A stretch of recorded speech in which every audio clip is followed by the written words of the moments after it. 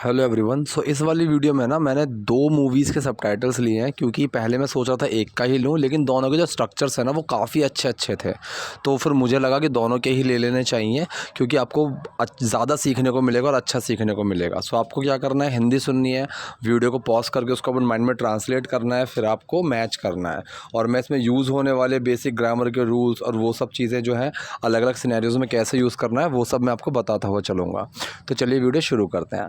तो देखिए, पहला हमारा है यहाँ पे सेंटेंस, बधाई हो मिस्टर शंकर, यहाँ की हवाएं भी आपसे डरती हैं। ठीक है, तो सिंपल सेंटेंस है, कॉन्ग्रेचुलेशन मिस्टर शंकर, इतना तो सिंपल है कि बधाई हो मिस्टर शंकर। ठीक, अब यहाँ पे इवन द विंड्स, अब मैंने वही चीज़ बताई है, हिंदी में भी अगर बाद में लगा दें, जिस भी चीज़ के बाद में भी लग रहा है, इंग्लिश में इवन उससे पहले लग जाता है। बहुत ही कम ऐसी कंडीशन होती हैं, 1% कंडीशन होंगी जहाँ पे भी आपको पहले भी मिल सकता है, लेकिन वो जो पहले भी आपको भी लगा हुआ मिलेगा ना, उसको आप बाद में लगाओगे तो भी सेंस बिल्कुल सेम बनेगा। ठीक है, तो हिंदी में मिल सकता है, लेकिन कंफ्यूज मत होना। ठीक है, कि इवन यहाँ इससे पहले क्यों लगा हुआ है, भी तो है। ये बहुत ही कम सिचुएशन में ऐसा होगा, मैं कह रहा हूँ 1% सिचुएशन में ही होगा। ज़्यादातर में आपका क्या होगा कि जो भी होता है जिसके बाद में लगा हुआ होगा, इवन उससे पहले आएगा। ठीक है, सो यहाँ की हवाएं भी आपसे डरती हैं, सो हवाओं के बाद भी लगा, इवन द विंड्स, हवाएं भी, even the winds of this place, कि इस जगह की, even the winds of this place, यहाँ की हवाएं भी आर स्कैर्ड ऑफ यू। ठीक है, आपसे डरती हैं, आर स्कैर्ड ऑफ यू। ठीक है, अगर जो किसी से बोलना हो ना कि यार मैं उससे डरता हूँ, so I am scared of him, इस तरीके से। स्कैर्ड ऑफ का मतलब होता है किसी चीज़ से डरना। ठीक है, फियर का मतलब होता है डर, सिर्फ किसी चीज़ का एक डर। ठीक है, there is a fear of losing something, so एक डर है किसी चीज़ को खोने का। तो यहाँ पे बोला बधाई हो मिस्टर शंकर, यहाँ की हवाएं भी आपसे डरती हैं। अब जो ये सेंटेंस है ना, ये प्रेजेंट इंडेफिनिट है, ताहे तीहे से समझ जाना। So even the winds of this place are scared of you. ठीक है, अगर नहीं वाला बनेगा तो डज नॉट आ जाएगा, क्योंकि विंड जो है वो यहाँ पे सिंगुलर है। ठीक है, यहाँ तक कि इन्हें भी पता है आपको बदलाव पसंद नहीं है। अब यहाँ पे ये मैंने पता है क्यों सेंटेंस लिया, यहाँ तक कि। ठीक है, यहाँ तक कि इन्हें भी पता है। सो यहाँ तक कि जो होता है ना, जब हम हिंदी में बोलते हैं, सो कई बार जब होगा ये आपके पास, इसको आप इग्नोर करेंगे। मतलब इसकी जो proper word to word grammar आपको ट्रांसलेट करना है, वो आप चीज़ के पीछे मत भागना। जैसे कि आपको बोलना हो ना, यार यहाँ तक कि उसने मुझसे बात भी नहीं की। ठीक है, so even he did not talk to me, ऐसे हम बोल देंगे सिंपल, यहाँ तक की के पीछे मत भागना। अगर सेंस ऐसा आता ना, और तो आप क्या लगा सकते हो, मोर ओवर लगा सकते हो। अगर सेंस हुआ ना और तो और उसने ऐसा बोला, ठीक है, सो मोर ओवर आप वहाँ पे लगा सकते हो। लेकिन यहाँ तक कि उसने मुझसे ऐसा बोला, यहाँ तक कि उसने मुझसे बात भी नहीं करी, यहाँ तक कि उसने मेरी तरफ देखा भी नहीं, सो इस यहाँ तक की के लिए आप इंग्लिश में जो ट्रांसलेट करने के लिए लगाएंगे, आप उसको अभी के लिए इग्नोर करो बिल्कुल। ठीक है, सो इस सेंटेंस को आप ऐसे देखोगे, इन्हें भी पता है आपको बदलाव पसंद नहीं है। ठीक है, सो इन्हें के बाद भी लग रहा है। ठीक है, तो इवन किससे पहले आ जाएगा, दे से पहले। इवन दे नो, कि इन्हें भी पता है, इवन दे नो आपको बदलाव पसंद नहीं है। Even they know that you don't like changes, you don't like changes, कि आपको बदलाव पसंद नहीं है। बदलाव क्या होता है, चेंज। इससे पता चलता है आपके डर की ताकत का। ठीक है, अब इससे पता चलता है, ये जो सेंटेंस है इससे पता चलता है, ये हम नॉर्मल हिंदी में बोलते हैं, अपनी स्पोकन में बोलते हैं। तो इस सेंटेंस को मुझसे कमेंट में पूछा था, सर बुकिश लैंग्वेज क्या होती है। सो बुकिश लैंग्वेज का मतलब, जो मैं बोलता हूँ बार बार, बुकिश लैंग्वेज, तो उसका मतलब होता है कि जिस तरीके से हम कोई बात बोलते हैं हिंदी में, उसको पहले आपको एक वैसी लैंग्वेज में तोड़ना होता है जिसको ट्रांसलेट करना इजी हो, वो होती है बुकिश लैंग्वेज। जैसे यहाँ पे है, इससे पता चलता है, सो इससे पता चलता है को अगर मैं ट्रांसलेट करने के लिए बोलूँ, ठीक है, सो वो बन जाएगा नो डाउट, लेकिन वो बहुत कॉम्प्लिकेट सेंटेंस बनेगा आपके लिए, पैसिव में बनाना पड़ेगा। सो उस चीज़ की कन्फ्यूजन को इग्नोर करने के लिए इससे पता चलता है को आप ट्रांसलेट करो कि ये दिखाता है, ठीक है, ये बताता है। सो इट्स शोज़, या फिर इट सेज, अगर बोलो ना कि यार ये कहता है, कि मतलब किसी बात का मतलब अगर कोई निकल रहा है तो ये कहता है कि ये बात है, सो इट सेज आ जाएगा यहाँ पे। अब यहाँ पे पता चलता है कि ये दिखाता है, तो इससे पता चलता है, सो इट शोज़। ठीक है, शो के अंदर डस छुपा हुआ है, इट शोज़, ये दिखाता है, ये दर्शाता है, ठीक है। सो ये दर्शाता है the power of your fear, कि आपके डर की ताकत का। अब देखो यहाँ पे फियर का यूज़ ऐसे किया, तो स्कैर्ड ऑफ में और फियर में भी आपको शायद फ़र्क समझ में आ गया होगा। So it shows the power of your fear, कि इससे पता चलता है, ये दिखाता है आपके डर की ताकत का। अब ये कह रहा है आप ही थे जिन्होंने मुझे मेरे डर की ताकत का एहसास कराया था। अब जब हम यहाँ बोलते हैं ना आप ही थे, ठीक है, आप ही थे या फिर यही थे वो लोग, सो यहाँ पे हम ऐसे करते हैं यू वर द वन, ठीक है, यही दोनों थे, so these were the twos, ठीक है, ऐसे, सो ऐसे दीज वर द टू, कि भाई यही दोनों थे, यही सारे थे, so these were the people, इस तरीके से हम बात करते हैं। सो यहाँ कह रहा है कि आप ही थे, ठीक है, so you were the one. अगर मैं यहाँ पे ऐसे बोलूँ कि आपने ही तो मुझे ये बताया था, आप यहाँ पे भी लगा सकते हैं कि आपने ही तो मुझे बताया था, you were the one who told me to do this, कि आपने ही तो मुझे बोला था ये करने के लिए। आप इस तरीके से भी यूज़ कर सकते हैं। जैसे इस सेंटेंस में है कि आप ही थे जिन्होंने मुझे मेरे डर की ताकत का एहसास कराया था।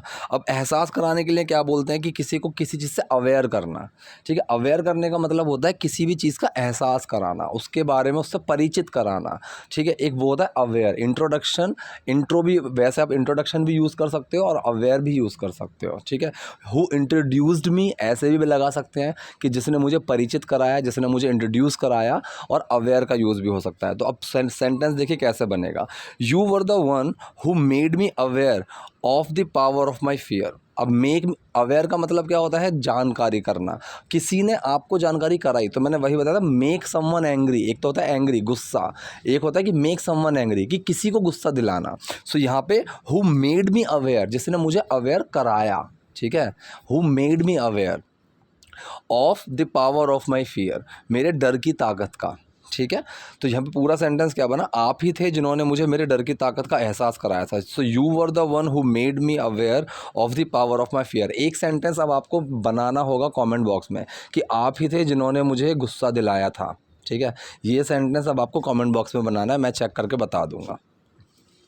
फिर दूसरा है कि आप ही थे जिसने मुझे बताया था कि सब मुझसे डरते हैं, ठीक है। सो आप ही थे को तो हम सिंपल बना देंगे, you were the one, you were the one, क्योंकि एक की बात हो रही है, सो वन यहाँ पे लग जाएगा। अब ज़्यादा की बात होगी तो उस तरीके से चेंज हो सकता है ये, ठीक है। You were the two, you were the three, इस तरीके से हम चेंज कर सकते हैं। So you were the one, कि आप ही थे, who told me that every one is scared of me. अब ये एक पास्ट इंडेफिनिट सेंटेंस है, हु टेल की सेकंड फॉर्म आ रही है, हु टोल्ड मी, जिसने मुझे बताया था।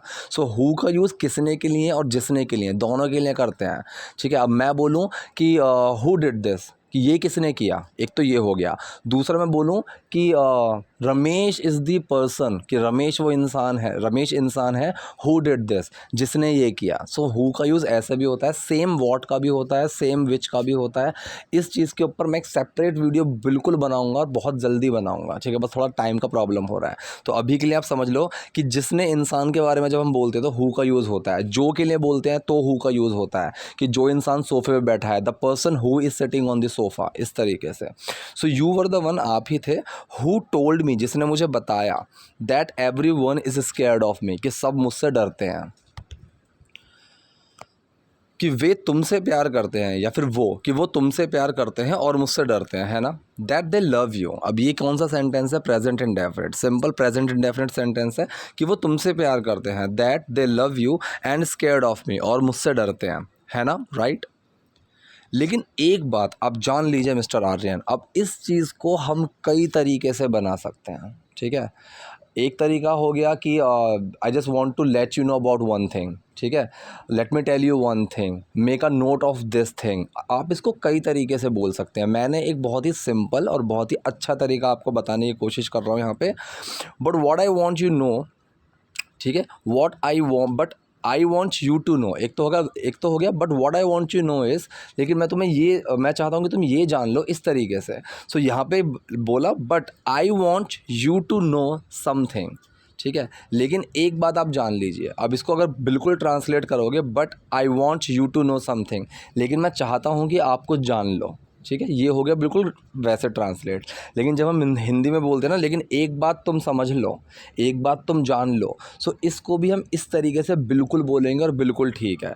But I want you to know something, अगर मैं बोलूँ कि इस चीज़ को समझ लो, but I want you to understand something, कि भाई एक चीज़ समझ ले, तो उससे लड़ने तो जा रहा है लेकिन एक चीज़ समझ ले। So but I want you to understand, यहाँ पे अंडरस्टैंड लग जाएगा। अब यहाँ पे आ रहा है कि एक चीज़ जान लो, सो नो समथिंग, इस तरीके से। ये भी एक सेंटेंस आप कमेंट बॉक्स में लिखो, मैं आपको सजेस्ट करूँगा आप एक सेंटेंस बनाओ इस तरीके का और वो भी कमेंट बॉक्स में लिखो। लेकिन एक बात आप जान लीजिए mister Aryan, but I want you to know something mister Aryan, कि प्यार और डर की जंग में डर की जीत हमेशा होती है, या फिर डर की हमेशा जीत होती है। ठीक है, सो डर की हमेशा जीत होती है, इस सेंटेंस को, ये हो गया हमारा स्पोकन वाला। सो डर की हमेशा जीत होती है, आप बिल्कुल इसको ट्रांसलेट करके देखो, बहुत मुश्किल होगा, नहीं कर पाओगे। इसको आप पहले अपनी एक बुकिश लैंग्वेज में तोड़ो कि डर हमेशा जीतता है। ठीक है, डर हमेशा जीतता है। अब ये आपको सिंपल लगेगा कि ये तो प्रेजेंट इंडेफिनिट सेंटेंस है कि डर हमेशा जीतता है।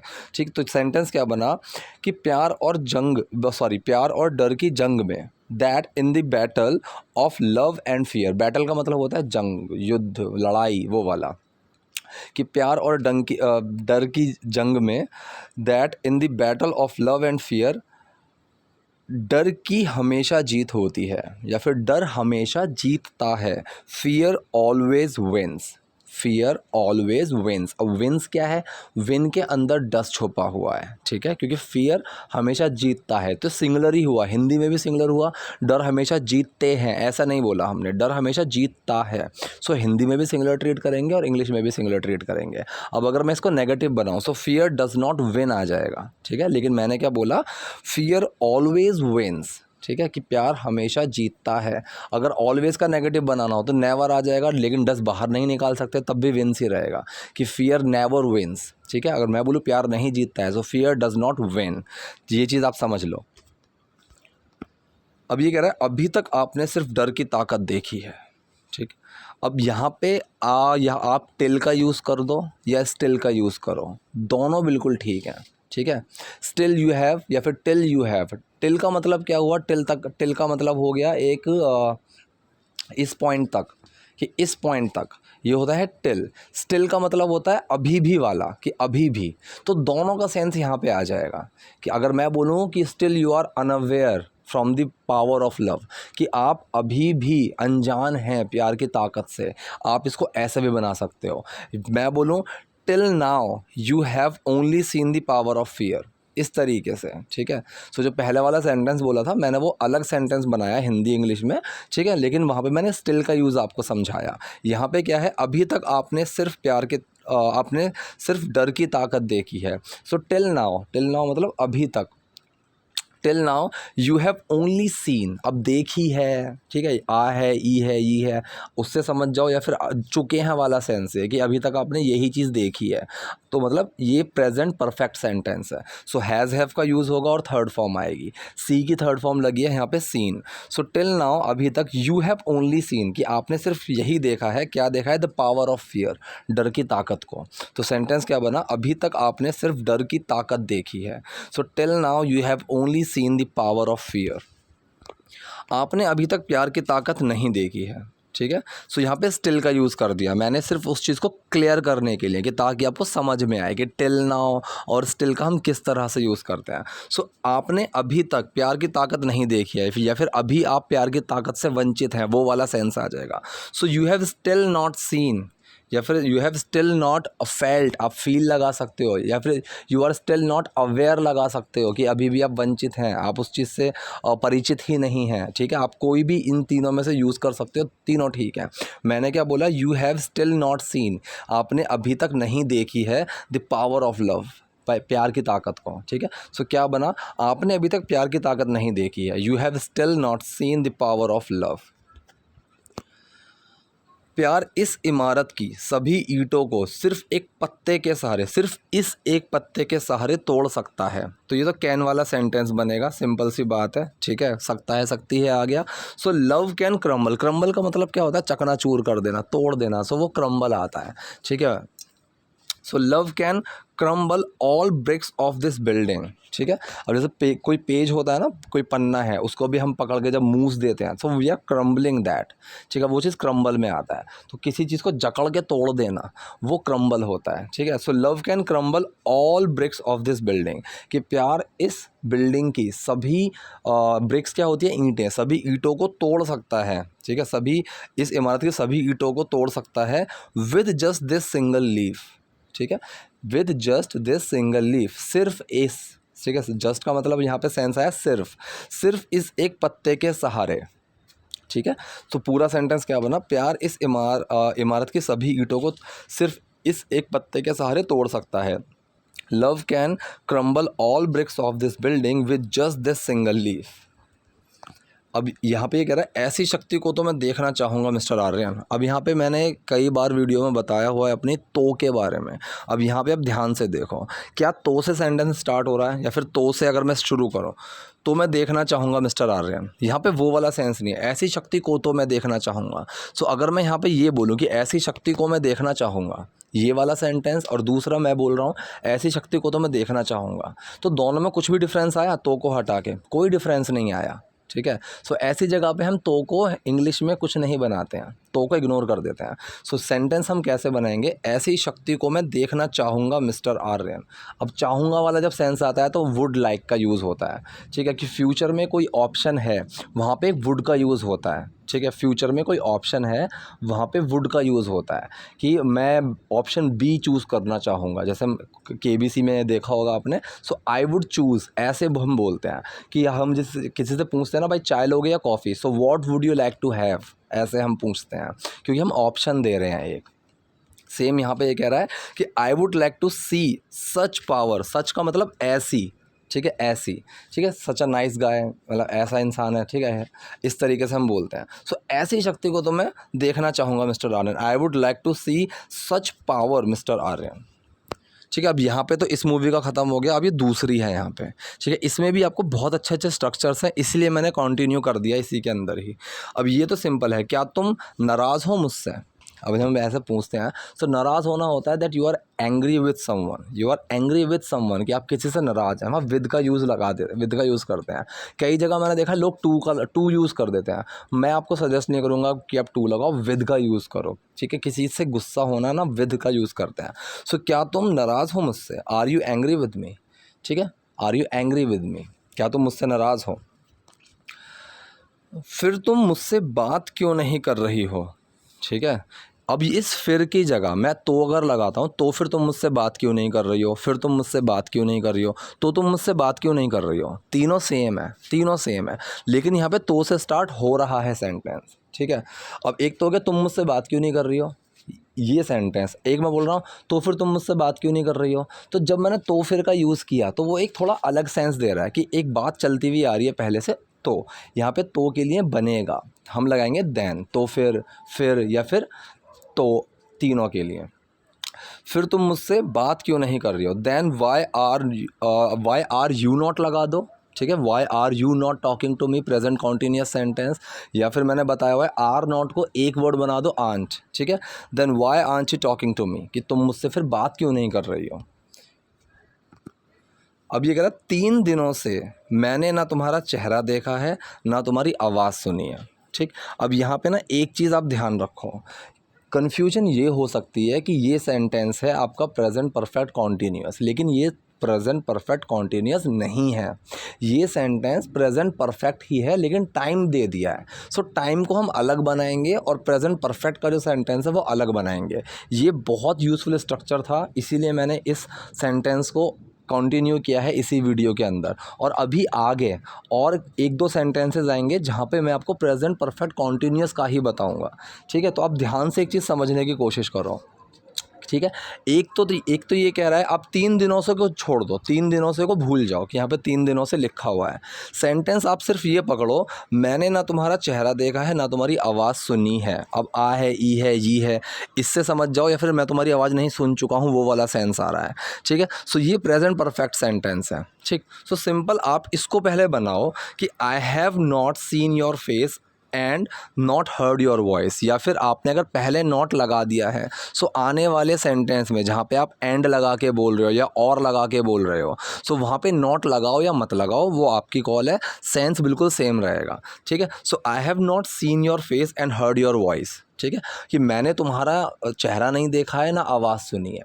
अब बताएंगे 3 दिनों से, ठीक है, फॉर 3 डेज़। ठीक, अब फॉर 3 डेज़ या तो आप एंड में लगा दो कि आई have not seen your face and heard your voice for 3 days, आप ऐसे भी बोल सकते हो। फॉर 3 डेज़ आप शुरू में भी लगा सकते हो कि for 3 days I have not seen your face and heard your voice. So sentence ये प्रेजेंट परफेक्ट है। अब आगे प्रेजेंट परफेक्ट कॉन्टिन्यूस भी आएगा, ध्यान से देखना। अब कह रहा है मैं तुम्हें रोज़ फ़ोन कर रहा हूँ। अब कोई भी चीज़ अगर ये बोले कि मैं तुम्हें फ़ोन कर रहा हूँ, तो यहाँ पे तो सिंपल आ जाएगा आई एम कॉलिंग यू। लेकिन ये कह रहा है कि मैं तुम्हें रोज़ कॉल कर रहा हूँ। अब यहाँ पे एक टाइम से कोई चीज़ होती हुई चली आ रही है। ठीक है, पिछले किसी टाइम से कोई चीज़ लगातार होती हुई चली आ रही है प्रेजेंट तक।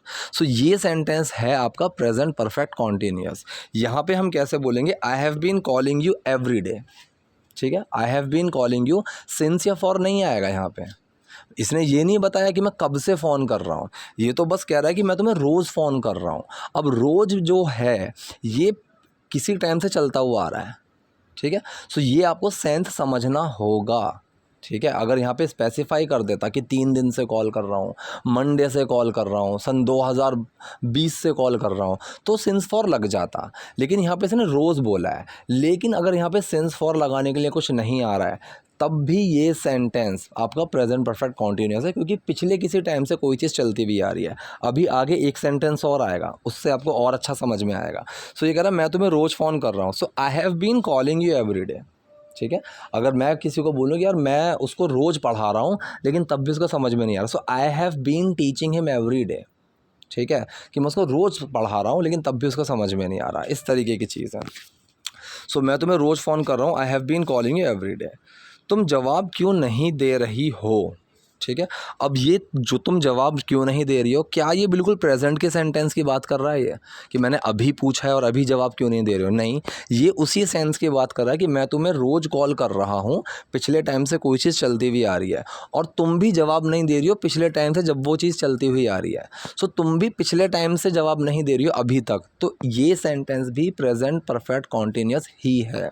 सो ये कह रहा है कि तुम जवाब क्यों नहीं दे रही थी। ठीक है, या फिर तुम जवाब क्यों नहीं दे रही हो, वो वाला सेंस है ये पास्ट परफेक्ट में मत चले जाना।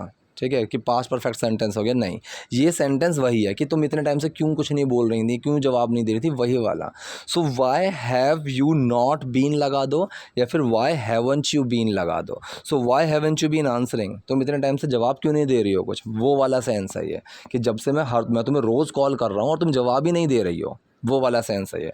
सो why haven't you been answering, अगर आपको कन्फ्यूजन हो रही हो सो ये एंड में रही थी की जगह रही हो लगा दो। अगर कन्फ्यूजन हो रही हो तो समझने वाली बात यह है कि मैं तुम्हें रोज़ कॉल कर रहा हूँ और तुम जवाब क्यों नहीं दे रही हो, वो वाला सेंस है। So why haven't you been answering. अब ये कह रही है फ़ोन कुछ समय से ख़राब है। अब यहाँ पे फिर आप ध्यान से एक चीज़ समझने की कोशिश करो। फ़ोन कुछ समय से ख़राब है मतलब फ़ोन एक कुछ समय से, वो पिछला ही समय होगा, पास्ट वाला समय होगा, कुछ समय से फ़ोन ख़राब चलता हुआ आ रहा है। ठीक है, और उसका प्रेजेंट में इफ़ेक्ट क्या है कि वो अभी भी ख़राब है। ठीक, सो कोई चीज़ पहले से चलती हुई आ रही है अभी तक, तो ये आपका कौन सा सेंटेंस हुआ, प्रेजेंट परफेक्ट कॉन्टिन्यूअस ही है कि पहले से कोई चीज़ चलती हुई आ रही है। So the phone has been out of order. अब आउट ऑफ ऑर्डर क्या होता है, आउट ऑफ ऑर्डर का मतलब होता है कोई चीज़ ख़राब होना। जैसे एटीएम के बाहर आपने देखा होगा लिखा रहता है कि ATM is out of order, lift के बाहर लिखा हुआ आपने देखा होगा, फ़ोन होते हैं, टेलीविजन्स होते हैं, जो इलेक्ट्रॉनिक चीज़ें होती हैं ना, जब ये ख़राब हो जाती हैं, so these things are out of order. ठीक है, इसका सेंस क्या है कि हम उनको ऑर्डर देते हैं, मैंने एटीएम के बटन दबाए तो वो एक ऑर्डर है, लेकिन वो ऑर्डर नहीं ले रहा, so that machine is out of order. ठीक है, सो ये कह रही है फ़ोन कुछ समय से ख़राब है, so the phone has been out of order for some time. ठीक है। अब यहाँ पे सिंस फॉर वाला लग गया फॉर सम टाइम, कुछ समय से। स्पेसिफाई अगर होता तो मैं सिंस लगा देता, लेकिन यहाँ पे फॉर का यूज़ होगा क्योंकि कुछ टाइम से ख़राब है। सो फ़ोन कुछ समय से ख़राब है, the phone has been out of order for some time. ये सेंटेंस प्रेजेंट परफेक्ट कॉन्टीन्यूअस है, ध्यान से समझना पड़ेगा, ठीक है। सो ये थे आज के सेंटेंसेस। आई होप आपको कोई चीज़ समझ में आई होगी, और अगर कोई डाउट है, कोई कन्फ्यूजन है, सो कमेंट बॉक्स में जाके पूछ लेना। आई नो आज के जो सेंटेंसेस थे थोड़े से टफ थे, ठीक है, ये मुझे पता है अच्छे से, लेकिन तब भी आप समझने की कोशिश करो, कमेंट बॉक्स में पूछो। अगर कोई चीज़ नहीं समझ में आती है तो I will try to explain. और अगर वीडियो पसंद आई है तो लाइक करो, नए हो तो लाइक सब्सक्राइब दोनों करो। Thank you.